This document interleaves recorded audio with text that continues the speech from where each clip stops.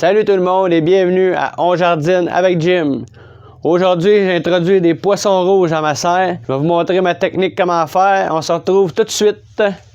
Bon, ben pour ceux qui ont déjà eu des poissons, je n'apprendrai pas grand-chose. C'est la même chose en aquarium que dans les bassins. C'est exactement le même procédé à suivre. Je vais vous expliquer ça un peu. On se retrouve tout de suite. Bon, ben pour ceux qui font comme moi, qui font ça à l'extérieur ou dans une serre, vous pouvez le faire à l'intérieur dans un aquarium aussi, c'est la même chose. Vous mettez vos poissons dans une chaudière comme ça. Ça va être pour vous faciliter la manipulation parce que vous allez devoir ouvrir les sacs puis les refermer de temps en temps. Surtout si vous le faites à l'extérieur comme moi, vous n'auriez pas la même température que les poissons que vous avez achetés à l'intérieur. Puis c'est ça. Ensuite, vous allez devoir mettre de l'eau dans vos sacs, de l'eau qui vient de vos bassins parce que c'est pas les mêmes micro-organismes qui sont dans l'eau. Puis on veut les acclimater, les poissons. C'est pas nécessairement la même pH. Ça sera pas la même eau que où est-ce que vous avez acheté vos poissons. Il n'y a pas un endroit qui a la même eau. Donc vous allez devoir prendre de l'eau à toutes les 15 minutes pendant 1 heure puis la rajouter dans vos sacs avec les poissons pour qu'ils peuvent s'acclimater avec l'eau. S'il y a trop d'eau dans vos sacs, ben là vous allez tout simplement en enlever un peu que déjà puis vous allez en rajouter disons un quart pour être capable de changer l'eau au bout d'1 heure.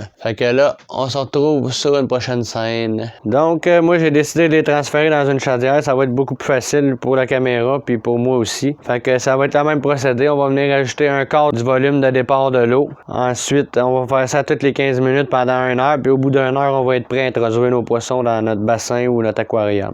Puis comme vous l'avez remarqué aussi, ma chaudière directement qui flotte sur mon bassin, comme ça va prendre la température de l'eau, étant donné que l'eau est plus froide à l'extérieur qu'à l'intérieur où j'ai acheté les poissons. C'est pour cela que je la mets comme ça. Bon ben, excusez-moi tout le monde, là, je suis vraiment déçu, j'ai oublié d'appuyer pour enregistrer. Puis là, ben j'ai réintroduit les poissons après 1 heure dans le bassin. Mais malheureusement, ça n'a pas enregistré, vous pourrez pas le voir.